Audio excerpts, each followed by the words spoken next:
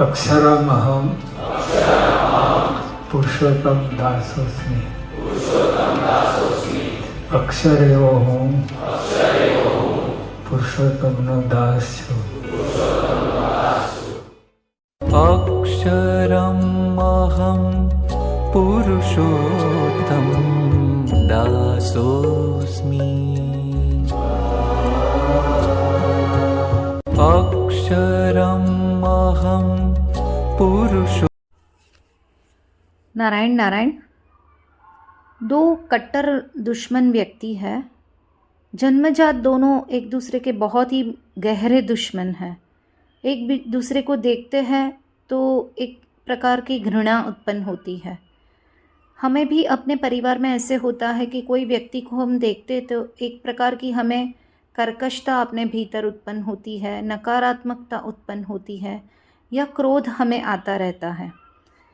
अभी उसमें से एक व्यक्ति इतना महान है कि बहुत बड़ा राज्य और स्थापित करके अपने अंडर रखता है, लेकिन वो पूरी दुनिया को ध्रुजाए डराए वैसा उसका आधिपत्य है और अपनी हुकूमत वो बढ़ाते जाता है। हर राज्य में वो विजय प्राप्त करते जाता है और हर जगह पर वो अपनी धाक बिठाए रखता है।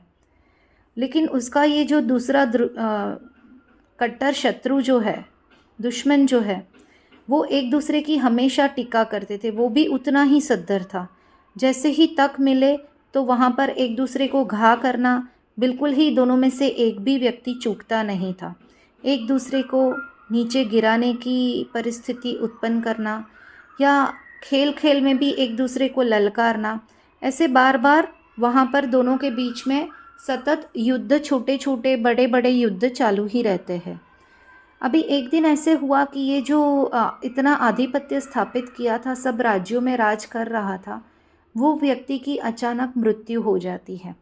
तो ये जो उसका कट्टर दुश्मन है, शत्रु है, वो गहरे घाव में चला गया और वो भी एक बहुत बड़ी हस्ती ही थी। तो सब लोग उसको बोले कि आप क्यों इतने विचलित हुए हो।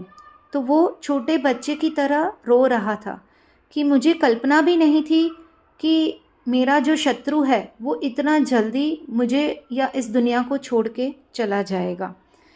तो उसकी अपनी दुश्मनावट जो थी और उन्होंने जो जो कार्य किए थे जीवन काल दरमियान उसके साथ, युद्ध में या एक दूसरे को नीचा दिखाने में, तो उसके ऊपर मेरी पूरी दृष्टि चली गई और मैं पूरे जीवन को देखता रहा और हमने कैसे कैसे दाव पेच खेले हैं एक दूसरे के प्रति।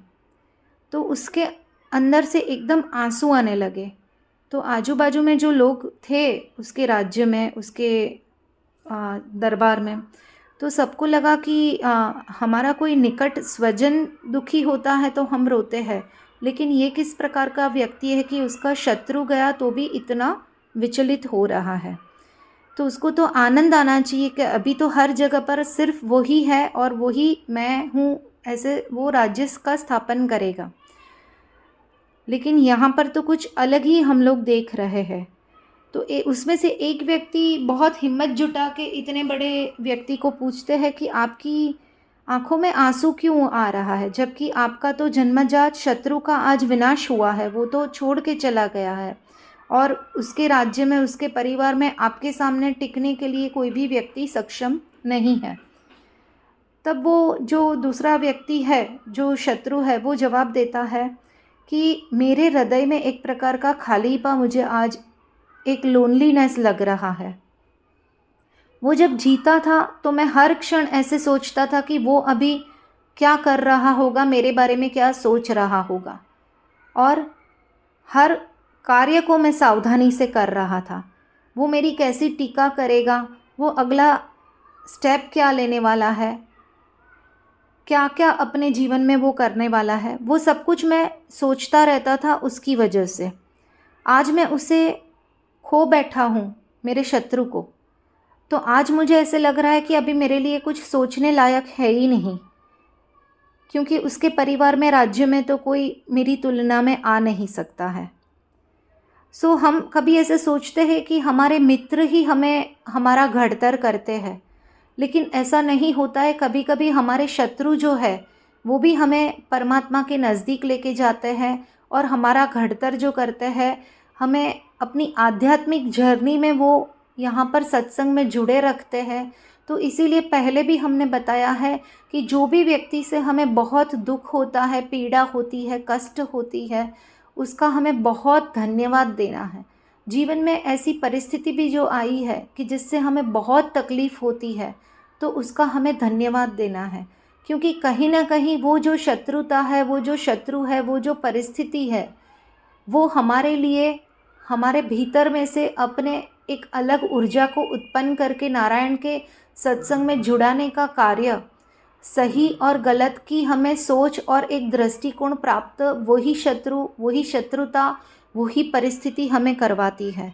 तो ये छोटी बात नहीं है। मित्र से भी ज़्यादा हमें उनका बहुत तहे दिल से शुक्रिया करना चाहिए कि आज उसकी वजह से हम सत्संग में जुड़े हैं। जो भी दुख मुझे मिला है, मेरे जीवन में परिस्थिति मिली है, तो हम संबंध सुधारने के लिए जो आज यहाँ पर मिले हैं, तो जो भी व्यक्ति ने जो भी हमारे जीवन में जैसे भी किया है, वो सबको हमें माफ़ करना है। लेकिन उन्होंने हमारे भीतर क्या क्या जागृत करवाया है, प्रेम जागृत करवाया है, परमात्मा के नज़दीक लेके जाने का रास्ता जागृत करवाया है, वो सोच हमारे भीतर उत्पन्न हुई है, वो सबके लिए वो व्यक्ति का तहे दिल से हमें शुक्रिया करना है, धन्यवाद करना है, नारायण का धन्यवाद करना है। और हमें अपनी साइड से उसमें संबंध बहुत गहराई से अच्छे सुदृढ़ बनाने हैं। तो उससे उसके परिवार में भी, उसके जीवन में भी परिवर्तन आएगा और हमारे जीवन में भी परिवर्तन आता है। नारायण नारायण।